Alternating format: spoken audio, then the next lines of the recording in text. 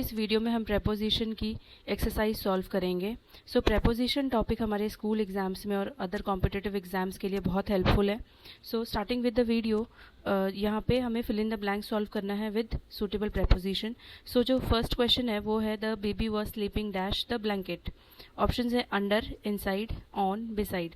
सो यहाँ पे जो बेबी था वो ब्लैंकेट के नीचे सो रहा था। सो जब भी कोई चीज़ हम किसी चीज़ के नीचे होती है तो फिर अंडर होता है। So the baby was sleeping under the blanket. Then second question है do not write anything dash the margins. So हमें इन मार्जिन्स के बाहर कुछ भी चीज़ नहीं लिखना है। So do not write anything in the margins, यहाँ पे ये एक स्पेस है जिसके बारे में हम बात कर रहे हैं। एक पर्टिकुलर एरिया या फिर स्पेस में अगर हमें नहीं लिखना होता है तो उसके लिए हम इन यूज़ करते हैं। Then the bird flew dash the tree and disappeared. So the bird flew above the tree because कोई चीज़ हाइट से ऊपर जा रही है, हायर पोजीशन पे जा रही है। So above the tree. Then she is good dash singing.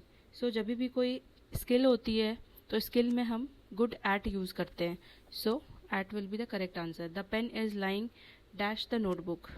So the pen is lying on the notebook because on हम तब यूज़ करते हैं जब कोई चीज़ किसी के सरफेस को टच कर रही होती है। We walked dash the rain to reach home. We walked through the rain. तो यहाँ पे थ्रू जो है वो एक ऐसे मूवमेंट को इंडिकेट करता है जो कि रेन के टाइम में हो रहा था। Then my birthday is dash May. My birthday is in May because in का यूज़ होता है with month, year and season. इनके साथ हम इनका यूज़ करते हैं। Then the library is dash the post office and the school. So कोई दो चीज़ के बीच में लाइब्रेरी है। सो पोस्ट ऑफिस और स्कूल के बीच में लाइब्रेरी है। So between. Then he put the coins dash his pocket. So कोई भी चीज़ अगर बाहर से अंदर जा रही होती है तो फिर हम उसके लिए इनटू यूज़ करते हैं। Then the ship sailed dash the harbour yesterday. तो यहाँ पे हार्बर से बाहर जा रही है। So the ship sailed out of the harbour yesterday, यानी कि इनसाइड से आउटसाइड का मूवमेंट हम दिखा रहे हैं।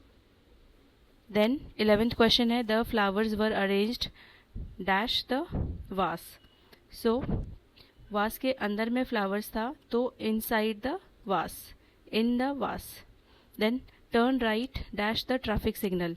तो यहाँ पे हम एक पर्टिकुलर या फिर एक स्पेसिफिक लोकेशन की बात कर रहे हैं, एक स्पेसिफिक पॉइंट की बात कर रहे हैं जो कि है ट्रैफिक सिग्नल। तो एक स्पेसिफिक पॉइंट के लिए हम एट का यूज़ करते हैं। Then the cat is hiding dash the sofa. The cat is hiding या तो अंडर द सोफ़ा होगा या फिर बिहाइंड द सोफ़ा भी हो सकता है। अगर हमें सोफ़ा का नीचे वाला पार्ट अगर कवर्ड है then the cat is behind the sofa. So he looked dash the window and saw the rainbow. So यहाँ पे हम जब एक साइड से दूसरे साइड ऑफ द ओपनिंग देखते हैं तो through the window. He looked through the window and saw the rainbow. We reached Delhi dash morning. So यहाँ पे हम एक पार्ट ऑफ द डे की बात कर रहे हैं विच इज़ मॉर्निंग। सो उसके लिए इन यूज़ करेंगे। We reached Delhi in the morning. Then put the sugar dash the tea and stir it. So put the sugar into the tea because बाहर से अंदर कोई चीज़ जा रही है। The children played dash the park for an hour. एक enclosed space में वो खेल रहे हैं तो in the park for an hour. The keys are kept dash the lock. In the lock because lock के अंदर में की है। Then he is afraid dash hides.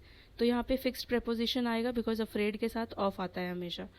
The farmer watered the plants dash the garden through out the garden because garden